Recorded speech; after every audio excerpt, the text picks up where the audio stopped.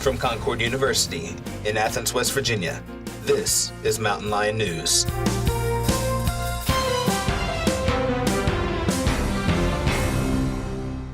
This semester at Concord, Professor William Bailey's advanced media class have been working on their various projects to one day show to employers out in the field. One such project, a short film by the name of 314, has caught everyone's attention. The film, written and helmed by junior Ian Jewell, is a psychological thriller. When interviewed about the film, he said it draws inspiration from two films I really enjoyed growing up, Fire in the Sky, which is a true account of the abduction of Travis Walton, and Jaws. It's about a guy by the name of Travis Logan who, after an accident, begins to have blackouts and missing time. As the film progresses, it begins to mess with him and drive him pretty crazy. The end result is actually that he's being abducted by aliens. I've had a great crew working with me on this, and I owe them a lot, as this wouldn't be where it is today without them. I've had a blast putting it together, though, and I'm excited for everyone to see it in the coming months. We also got the opportunity to speak with 314's lead actor, Cameron Cook.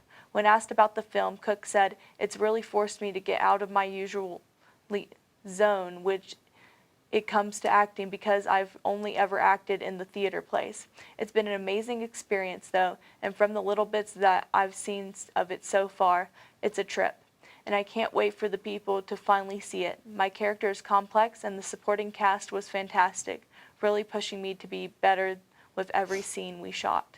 The film is currently wrapped with filming and has moved on to post-production, is in the editing phase, and is set to premiere early December or mid-January." Concord University held its Veterans Day observance on November 11th, which featured former prisoner of war and West Virginia native Jessica Lynch as a speaker. Students, faculty, and staff, as well as Athens community members, enjoyed hearing how Lynch overcame her hardships and how her positive perspective and determination helped her survive through her hardships. While Lynch was serving in the United States Army, she was captured on March 23rd of 2003 by Iraqi forces and then rescued on April 1st of that year by United States Special Operations Forces. In addition to being the first person of war since World War II and the first woman who was successfully rescued, Lynch has received the Bronze Star Medal, the Purple Heart, and the Prisoner of War Medal. If you're in the mood for something fun to ring in this exciting time of year, make your way up to the Fayetteville for the annual Gingerbread Festival. There's nothing better than having breakfast with Santa at the Cathedral Cafe before participating in the second annual gingerbread decorating contest to get into the Christmas spirit. Then enjoy a Christmas craft show, watch a magical Christmas parade, and find so many more fun activities to do at this festive celebration. The festivities kick off Friday, December 6th and run through the whole weekend. For more information, go to info@visitfayetteville.com. Fayetteville's Gingerbread Festival is the event of the season you won't want to miss. When it comes to what's new at the cinema, we turn to MLN's in-house movie critic, Cameron White. Cameron?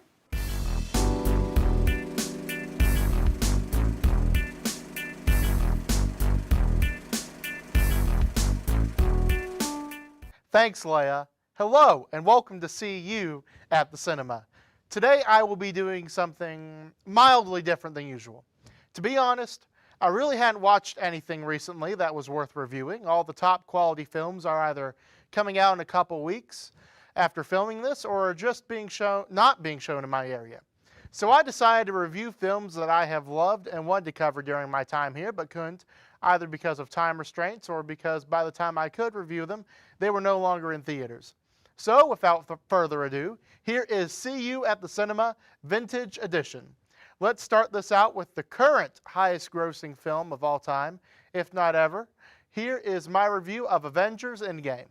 Endgame was and is directed by the Russo brothers and stars, if not made the careers of, Robert Downey Jr., Chris Evans, Scarlett Johansson, Mark Ruffalo, Tom Holland, Chris Pratt, Paul Rudd, Josh Brolin, basically everybody involved in the movie. I'm sure that the assistant to the boom mic operator for this movie is living his dream right now on a private island. And let me say, that is all deserved. This film is incredible and somehow pulled off an ending that had a decade of buildup and somehow still blew the entire world away. This critic included.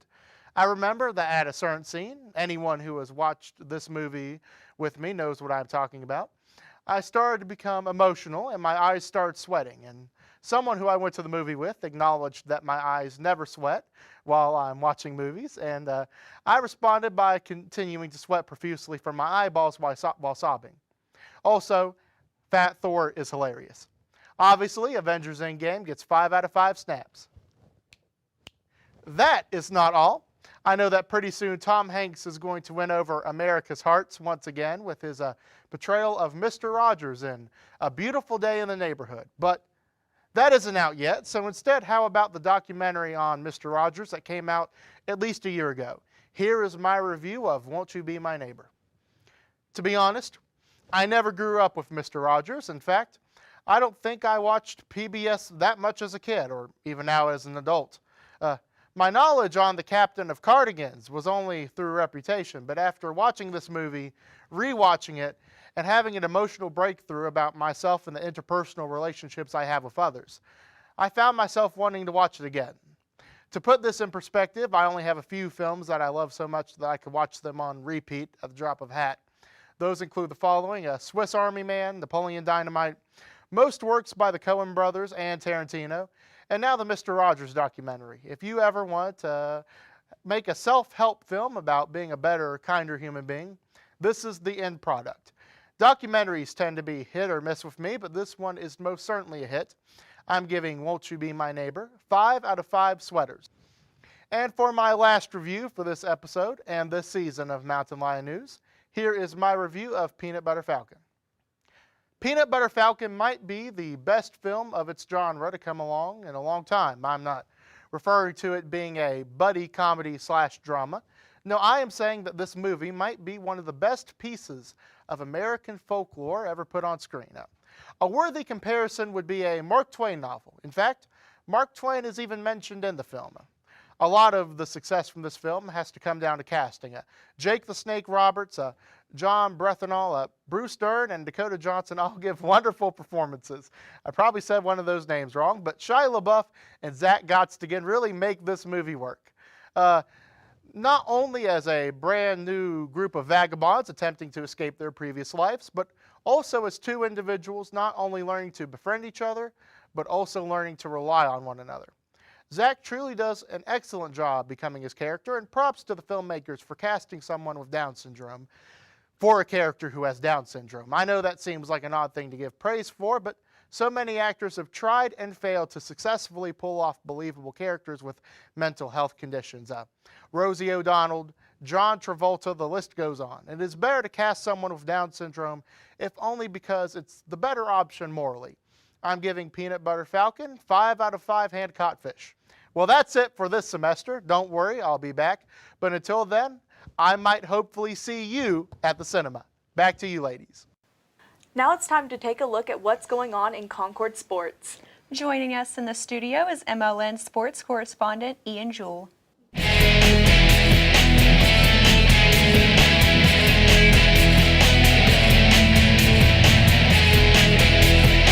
Now let's get caught up on how our sports did this past week. Concord's volleyball team finished up their season in an unfortunate 3-set sweep by West Liberty this past week. They will finish the season with a 10-21 record, along with a record of 4-12 against conference opponents. Men's soccer also lost their final match of the season, 6-0 at the hands of University of Charleston. The boys will end the season with a 3-12-2 record. Women's basketball has gotten underway as Concord has posted a 2-2 record after their first 4 games they dropped. Their last game in a tough one against UVA-Wise. Madison May finished with 25 points, 6 rebounds, along with 8 assists, and Riley Fitzwater was a force in the middle as she posted a double-double with 18 points, 12 rebounds, and 6 blocks. The Lady Mountain Lions will face Charleston in their home opener on the 23rd. The men also tipped off their season and have started 2-3, losing their last 2 games after beating county rival Bluefield State. Mount Olive defeated the Mount Lions 104-91 in their last matchup. Senior guard Trey Briscoe finished with 20 points, going 4 from 4 from the 3-point range, while freshman guard Ethan Heller had 18 points to himself, before Concord gets to head home and play Charleston on the 23rd. They have a tough task ahead of them with Division I and Mid-American Conference opponent Kent State. Football ended their season with a spoiled senior day as a winless Wheeling University would come into Athens and get their first win by defeating the Mountain Lions 27-20. Better luck next year, guys. And in this segment, on a higher note, the Concord women's soccer program, which has been the bright spot of athletics this semester, won the program's first ever conference championship by defeating Fairmont State 2-0. 2 second-half goals propelled the Mountain Lions to victory. The program also placed 3 players on the all-tournament team in freshman midfielder Michelle Brogdon and junior midfielders Yasmin Mosby and Mira Contillo. Concord will find out their placement in the Division II NCAA tournament as early as this week. Good luck, ladies. As this is my last sports segment of the semester, thank you for watching, and I will see you all next semester.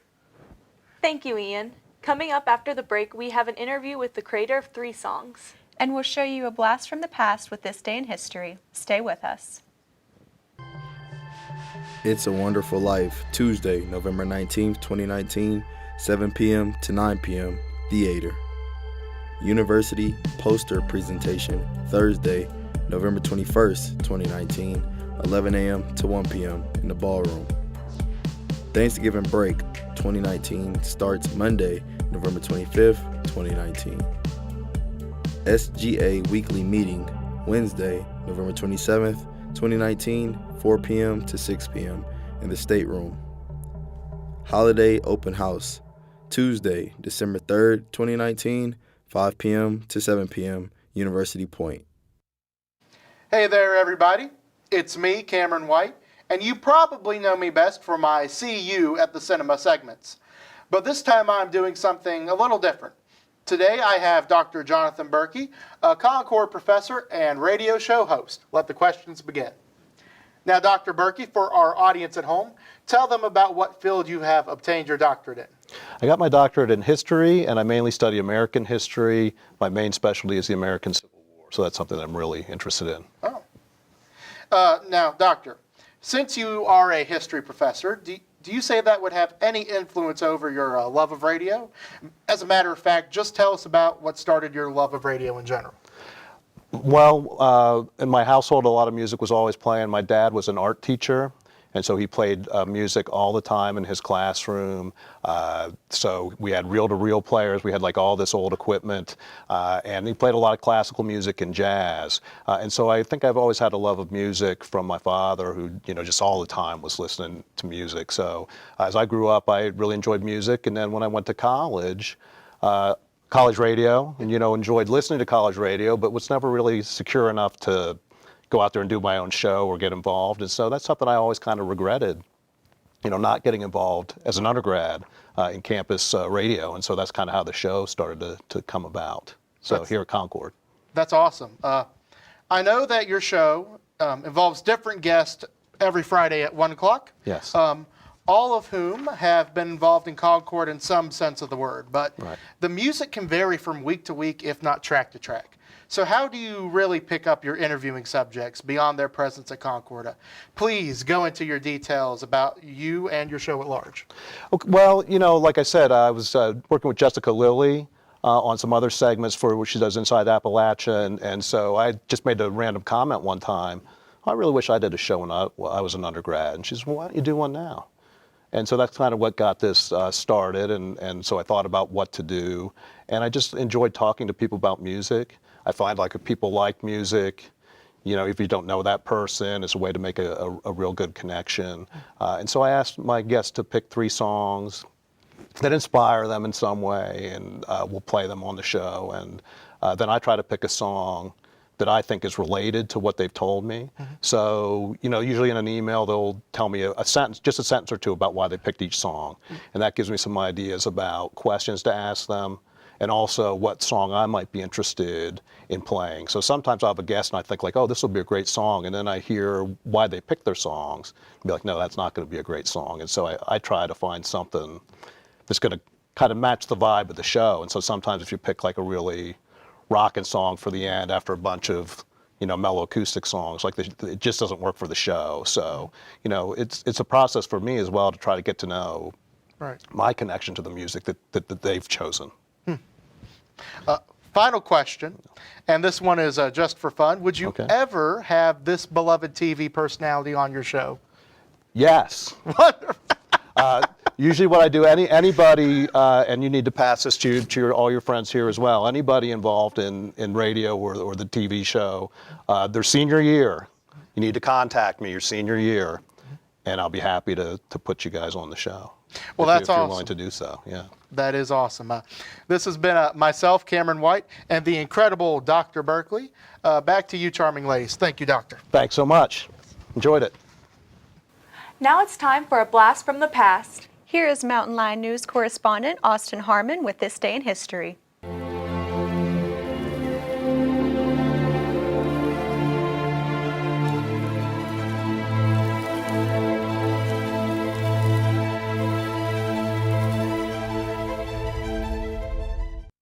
Welcome to another episode of This Day in History, where we talk about events that happened on this day, November 24th, in history. So, let's begin. In the year 1807, on this day, Mohawk chief Joseph Brant passes away at his home in Burlington, Ontario. Joseph's tribe and many others attempted to maintain neutrality at the beginning of the war, but by 1777, Brant led his tribe and others into an alliance with Britain. He believed, and as many other Native Americans, saw Great Britain as their last defense against the colonial settlers who were encroaching into their ancestral territory. Following the alliance, Brant led several successful raids throughout the war. Despite their efforts, they lost much of their home and territory near the end of the war and moved to Canada. In 1863, during the Civil War, Union troops captured Lookout Mountain, located southwest of Chattanooga, Tennessee. For nearly 2 months, the Confederates had pinned the Union Army inside Chattanooga. Though they were unable to surround the city itself, the Army instead occupied Lookout Mountain and Missionary Ridge to the south and east of the city. In late October, the Union General Ulysses S. Grant arrived to take command of the situation.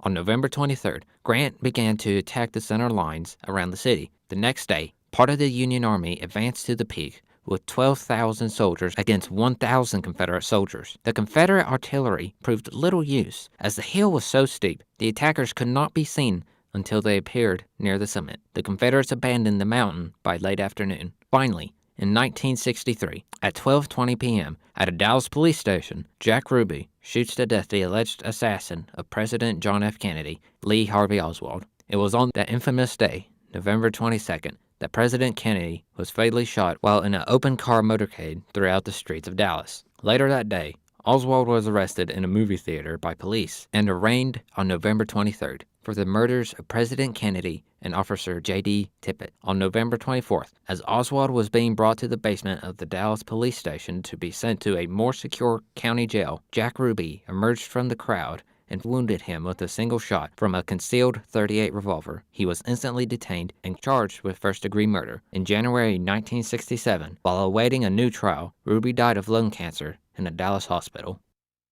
And that was another episode of This Day in History. Thank you all for listening in, and I hope you all enjoyed my time here on this show. I'm Austin Harmon. Back to you, Leah. Thanks, Austin. And that's all we have time for this week's MLN News. I'm Leah Gilpin. And I'm Ashley Workman. We'll see you next semester.